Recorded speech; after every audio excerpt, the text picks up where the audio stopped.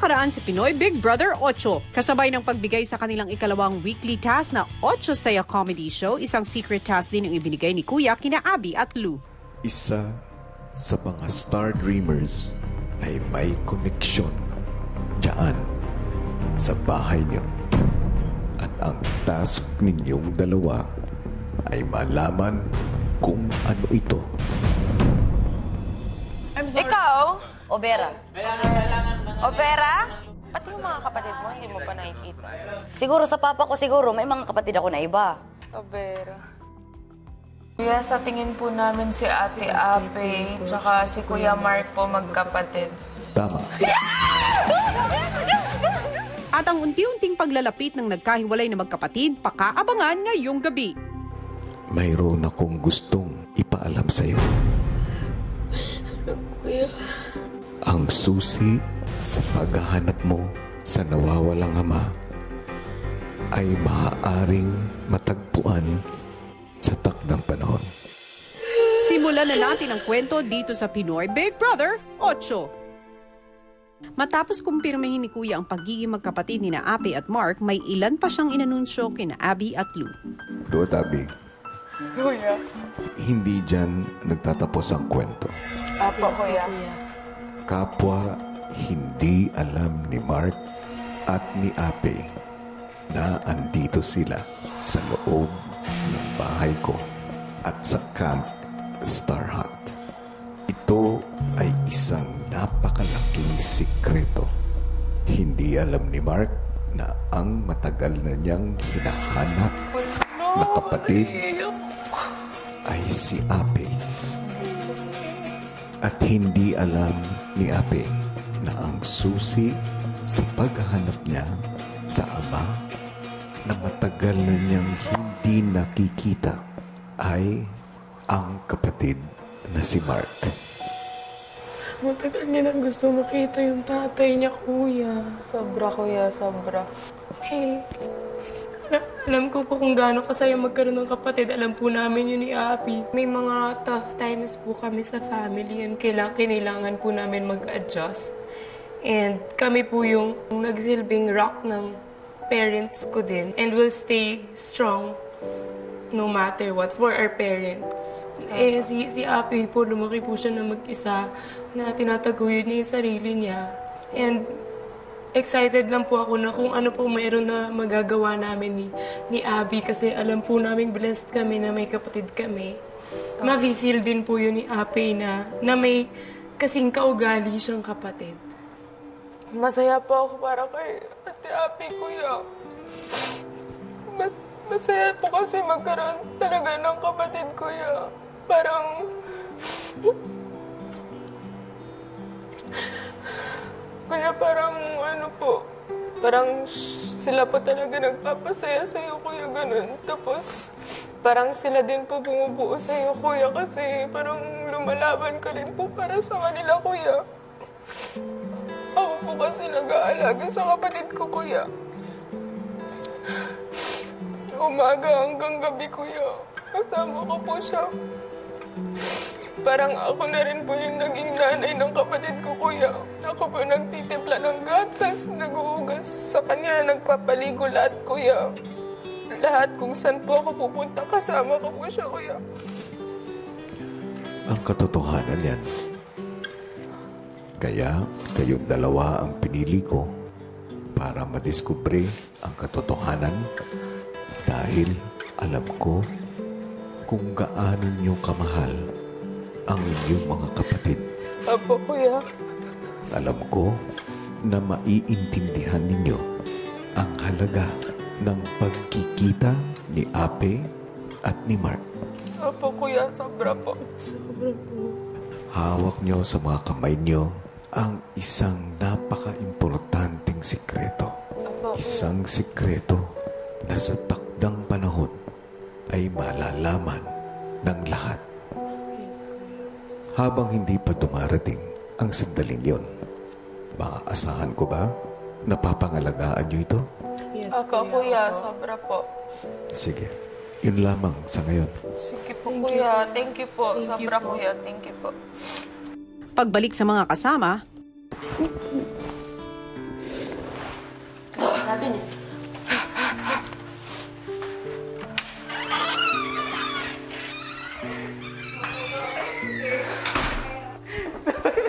Pagkagising nga nito. Dito ka, Ate Apay. Paano nga natin hatiin? 50 more? Ate Apay, dito ka.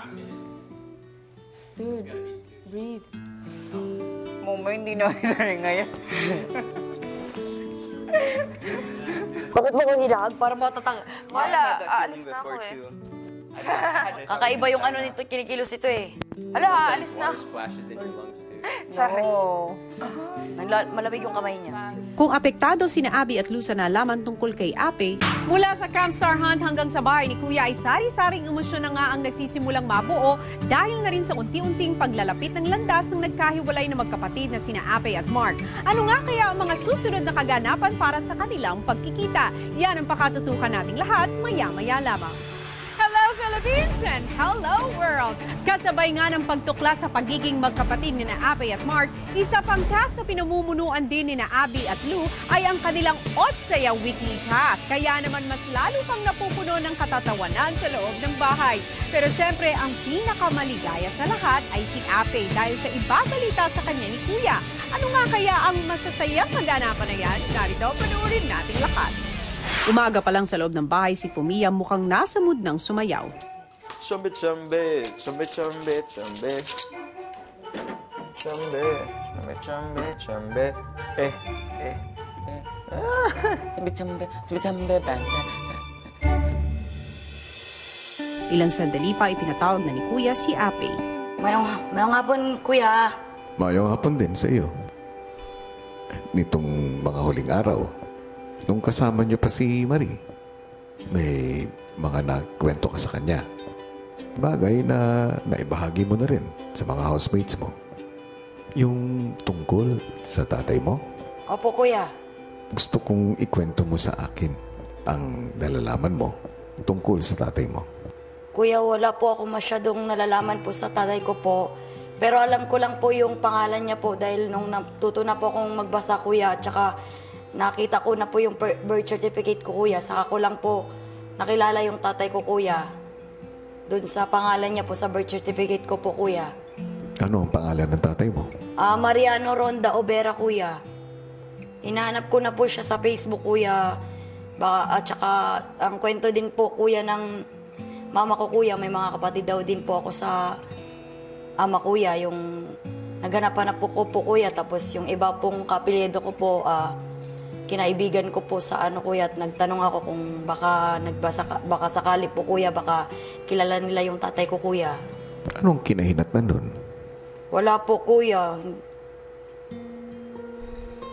Hindi po daw nila kilala, Kuya.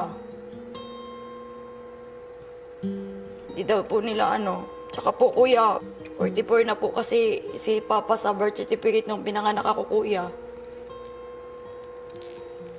Medyo may edad na po siguro siya ngayon, Kuya. Hindi ko po talaga mahanap. Bakit mo gustong makilala ang tatay mo?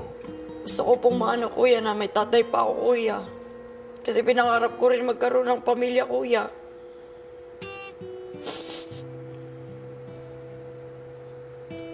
Gusto ko rin mabuo, Kuya, yung mga mabuo ako, Kuya, kasi parang... Kasi feeling ko, Kuya, mabigat pa rin yan sa pakiramdam ko, Kuya. Na hindi ako buo, Kuya. Gusto ko... Kasi naiingit din ako, Kuya, sa ibang mga magulang, Kuya. Ang gusto ko lang po talaga, ano lang po siya, Kuya, makilala lang po. O kahit yung mga anak niya po, ganun po. Pero umaasa po ako na sana buhay pa po. Gusto ko pa siyang makita, Kuya. Tsaka hindi naman po ako nagtanim po ng galit po eh. Kasi po kung hindi naman po dahil sa kanila po, sa kanya po, hindi po ako magsisikap sa buhay po na marating yung mga bagay na gusto ko marating. Kasi yung gusto ko lang po na mahanap din sila. Gusto ko po kahit pa paano ipagmalaki nila ako po. Kasi ang sarap siguro sa piling, Kuya, na pagmalaki ka ng nanay mo at saka tatay mo, Kuya. Saka yung mga kapatid mo.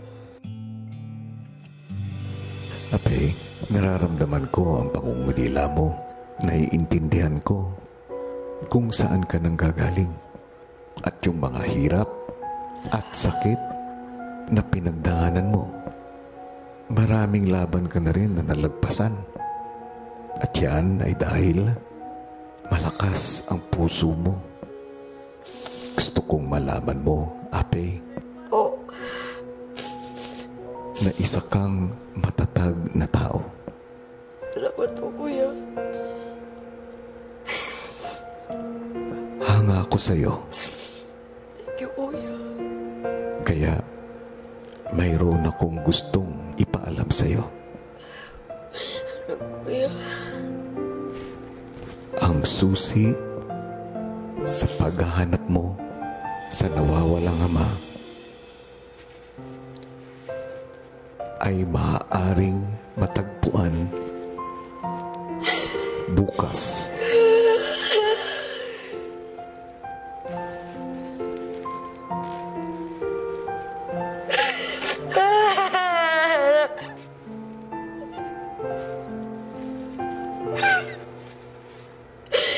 Kuya! Kuya! Salamat, kuya!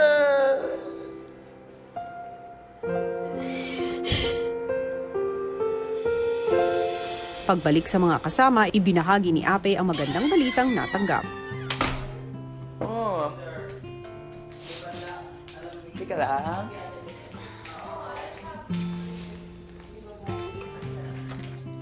Nangyari sa'yo? Basta masaya ako ngayon. Okay, good. Sabi niya sa akin, ang susi sa paghanap. Ang papa mo? Makikita daw bukas. Ibig sabihin, susi. So, maghanap tayo ng susi. Siya nga. Hindi ko alam eh. Baka dalawang susi. Bahay na yung isa. Baka figurative na susi. Tatanong ko na sa kanya, bakit? Pwede daw kami makatulong. Bakit ang ganda niya? Bakit ang ganda ko? Bakit ganda ng anak niya? Hindi ako ano talaga eh. Parang iiyak sa gal. Ayun. Masaya ka. Masaya. Tears of joy. Yes. Sunod na kinausap ni Kuya sina Abby at Lou. Anong masasabi ninyo sa ibinalita ni Ape? Kuya, naano ako kanina. Parang gustong-gusto namin sabihin sa kanya, pero syempre, kuya, dapat sikreto pa rin, kuya, ganun. Tinatago lang din namin yung, alam na po namin kung sino na po yung kapatid niya, tapos yung susi para mahanap po niya yung papa niya, kuya. Pero alam ko pong masaya si Ape. Minsan nyo nang nabanggit sa akin na gusto nyong tumulong. Apa, kuya. Kaya naman meron akong task para sa inyo dalawa. Sige po, kuya. Isang mensahe ang nais kong iparating kay Mark. At kayong dalawa ang magbibigay nito. Yes, kuya! Sa pamamagitan ng isang sulat. Gusto kong iparating nyo sa kanya na nais ko siyang makausap dito sa loob ng confession room. Kasabay nito, kayong dalawa mismo ang magsusundo sa kanya. Sa activity area. Kailangan niyong madala si Mark dito sa loob ng confession room nang hindi nalalaman ni Ape Apa, kuya. o kahit na sinong housemate. Apa, kuya. Kaya po namin yun, kuya. Susunod! This is from Abby and Lou. Bago kayo lumipat sa activity area upang abangan si Mark, dapat lahat ng housemates niyo ay tulog na.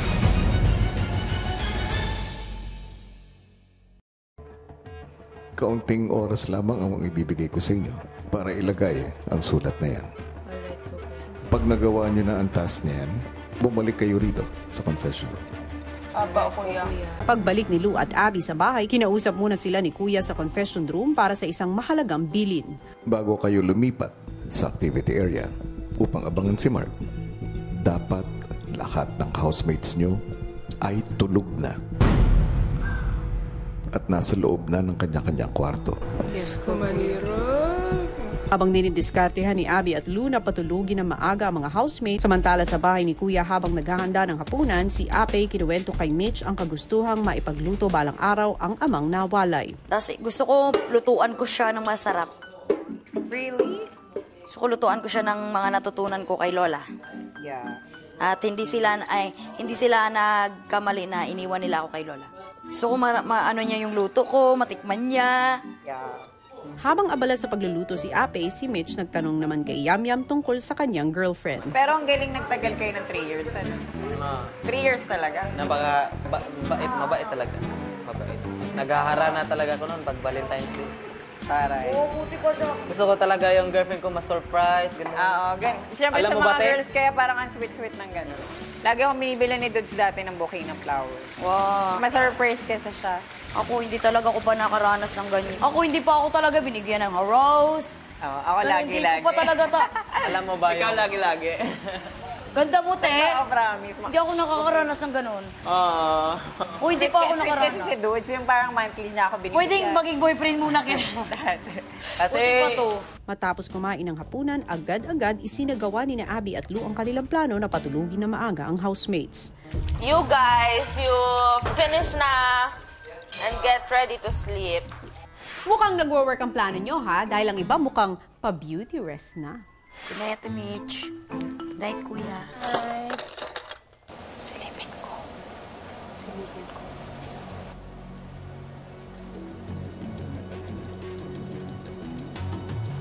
Abang mahimbing ang tulog ni Ape at ng ibang housemates, lumipat na si Lou at Abby sa activity area kung saan nila kikitain si Mark. Sandali pa, Hi. Oh my God. Hello, Abby. It's been a long time. Hi po, hello. Okay, ganito gagawin. Tulog na kasi silang lahat. Bawal nilang malaman na andito ka. So, pasok slowly lang. Go.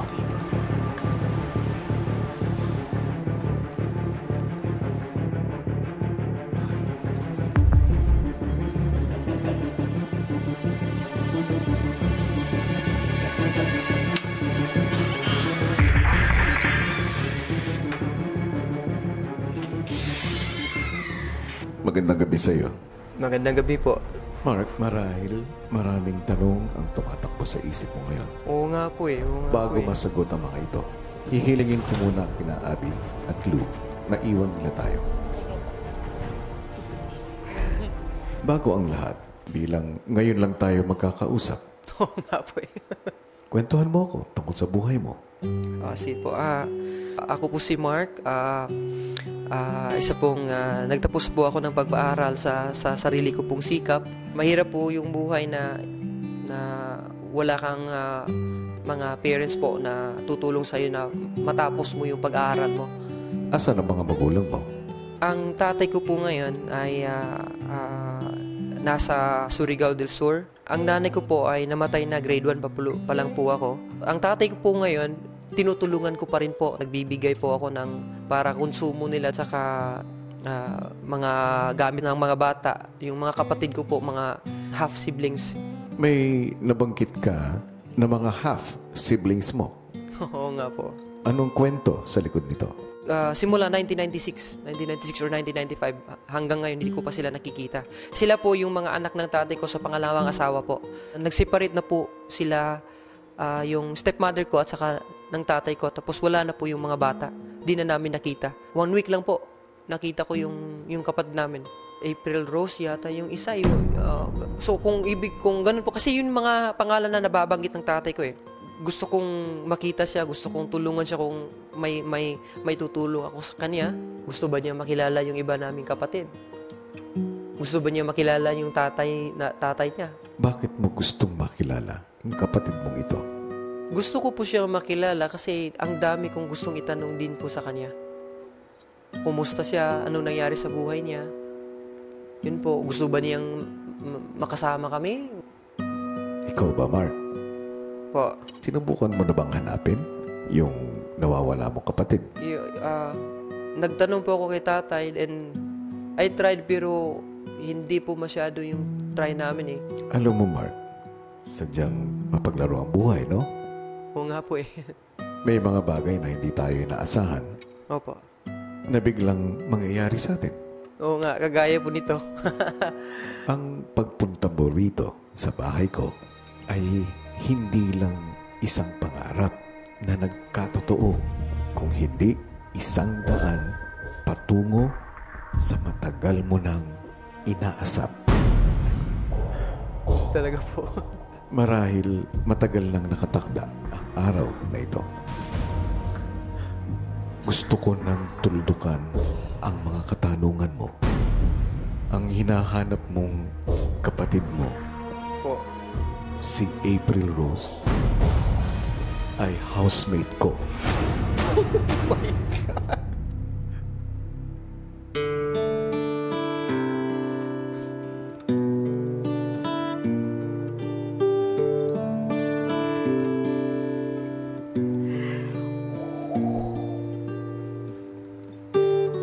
Sadya nga po talagang mapaglaro po. Ang kapalaran po. Pwede ko po ba siyang makausap po? Pwede ko po ba siyang mayakap? Pwede po ba akong humingi ng tawad? Kasi hindi namin hinanap eh. Hindi namin hinanap. Napakahirap po kasi ng pinagdaanan ko, kuya eh. Hindi ko ma-imagine kung gaano kahirap po yung pinagdadaanan niya. Kasi kuya po ako eh. Gagawin po ang lahat dapat para sa kapatid. Nakikita ko po na nagkulang buwan ko nun. Mark, Po. lahat ng nais mo ay mangyayari sa takdang panahon. Pero ngayon, sa gabing ito, bibigyan kita ng maiksing panahon para masulyapan ang kapatid mo.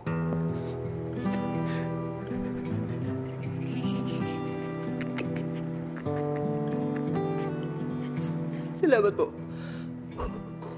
Pwede niyo po bang sabihin kung anong naging pangalan po niya? Bago po ba yung pangalan niya? Ang totoong pangalan niya Opo. ay April Rose. Pero Tama nga po. ang tawag ng mga kaibigan niya sa kanya ay Ape.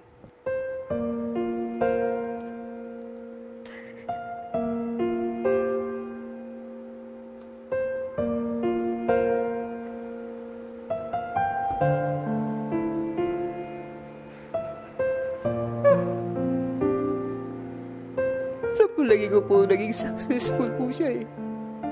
Kahit wala kami, masaya po ako sa kanya. Sa ganda po niyang yan. Paano mo nasasabi ang bagay na yan? Mukhang walang pinagdadaanan po na masakit. Pero Paano mo nasabi yan? naisip ko na po ngayon. Tinanong ko pala sa kanya yan eh. Kanino? Kay Abby po. Tapos hindi po niya yun. Mark, Po. lilinawin ko lang. Opo. Ang pangalan ng kapatid mo ay Ape. Oo nga po. Ape. Ay, Abby po. I'm sorry, akala ko Abby. Ape. Ako naging kataw. Hindi Abe. Mark! Ano ba? I-emote na ako eh. Si Abby pala iniisip mo. Si Ape yung nawawala mong kapatid. Maraming tumatakbo sa isipan mo. Totoo po. Naiintindihan ko.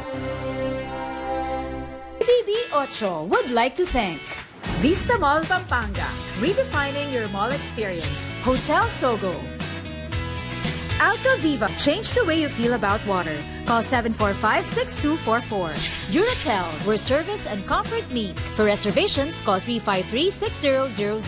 KCC Mall Jensen. KCC Mall Zamboanga.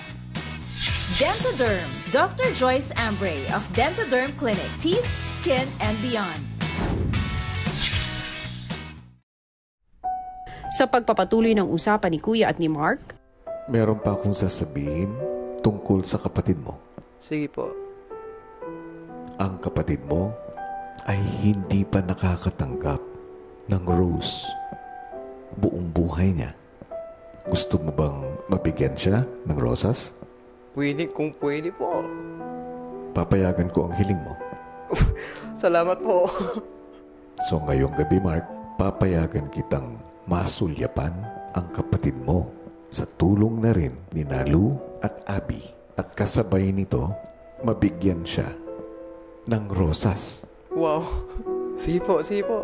Hindi ka maaaring makita ng kapatid mo. Oh, sige po, sige po. Maliwanag ba yun? Opo. Ilang sandali pa, kinuha ni Mark ang rose na ibinigay niya sa kapatid na nawalay sa kanya ng matagal. Paglabas ni Mark ay sinalubong naman siya ni Lou at Abby. Ano, Abby? Pakilagay na lang sa unan niya. Kung dapat hindi niya malaman na habang natutulog. Pwede ba yun? Oo, sige. Thank you. Makalipas ang ilang sandali, isang madamdaming pagsulyap sa nawawalang kapatid ang naganap.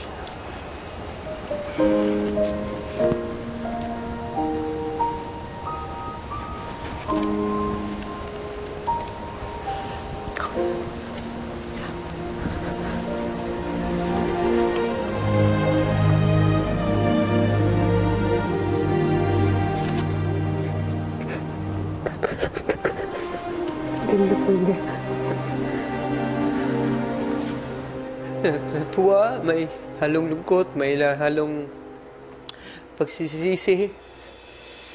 Gusto ko siyang yakapin na eh. Parang bata na gusto kong ihili. Ang himbing po ng tulog niya. Ang sarap pong pagmasdan. Okay. Ay, magkikita din kayo.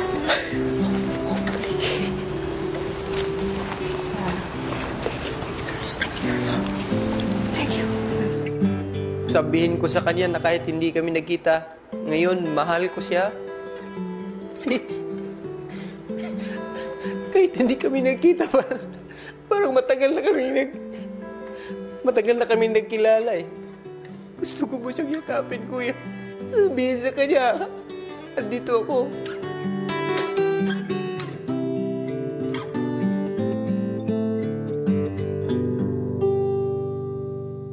Si Lou at Abby dahan-dahan namang itinabi kay Ape ang rosas na galing sa kanyang kuya Mark.